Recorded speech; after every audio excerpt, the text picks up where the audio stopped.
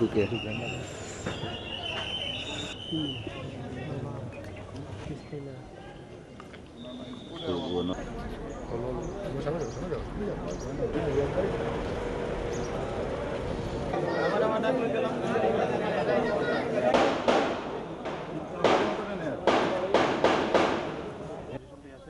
আর মাঝে মধ্যে যে ছবি মানে টার্গেট তারা মাঝে মাঝে জানলা করে দিচ্ছে।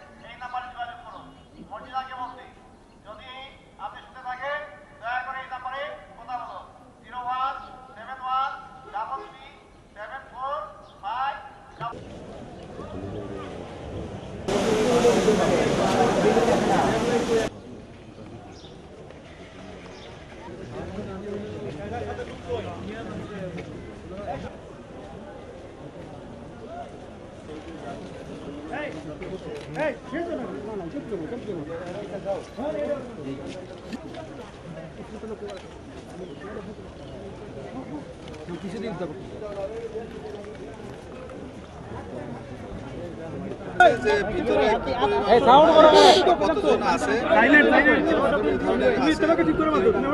তাদের কাছে আছে এই জিনিসটা আমরা অ্যাসেস করার জন্য সাহায্য সহযোগিতা নিচ্ছি এবং এই পর্যায়ে এখন আছে। ওখান থেকে প্রায় 10-12টা বড় বড় এক্সপ্লোশনের শব্দ পেয়েছেন না আপনারা? সেগুলো ভিতরে আইডির এক্সপ্লোশন হচ্ছিল। তারা যে বিভিন্ন আইডি লাগিয়েছিল সেই বোমাগুলি তারা এক্সপ্লোশন করছিল। প্রায় 10-12টা এক্সপ্লোশন, তো বিকট শব্দ, আগুন হচ্ছে, ধোঁয়া উঠছে সারাদিন ধরে। সেগুলো তো টেররিস্টগুলো আইডি এক্সপ্লোশন করছিল। রাতে থেকে অনেক জোরে জোরে আওয়াজ হচ্ছে। সকালবেলা পুলিশ আসছে, পুলিশ এসে পরে যে পুলিশ শব্দ শুনে আর কি আমরা ঘুম থেকে উঠছি, ঠিক আছে। ওটা থেকে গেছে পুলিশ গোলাগুলি চলতেছে, ঠিক আছে। পরে তো আমরা ঠিক জানি না কি হয়েছে। পরে শুনতে শুনতে শুনতে গেছে জঙ্গলি আসছে, আমাদেরকে ধরার জন্য আসছে।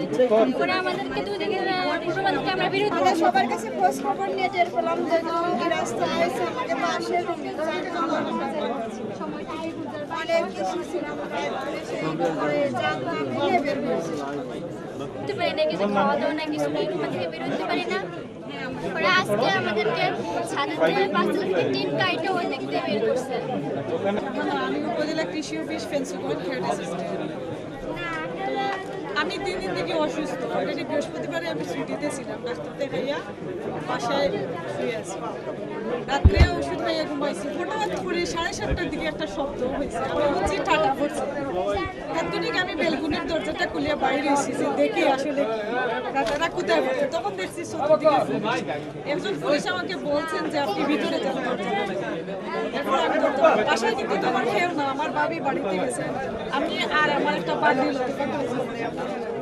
এরপর থেকে যে আমরা কোন অবস্থায় কিভাবে আছি এখন পর্যন্ত আর বলতে পারবো না। আমরা যে সেনাবাহিনীরা কিভাবে উদ্ধার করছেন, কিভাবে বাহির করছেন, এটাও আমার এখন মানে আমি বুঝতেছি। মনে হচ্ছে যে মানে কোনো কিছু দিয়ে আমরা কিভাবে বাইরেছি আমি বুঝাইতে পারবো না। এমনিতে আমি অসুস্থ, তারপরে আমি এখানেই পড়ে গেছি। যখন আমরা নামানো হয়েছে তখন আমি পড়ে গেছি। একজন আমার আমরা দরজা কেউ নক করেছি।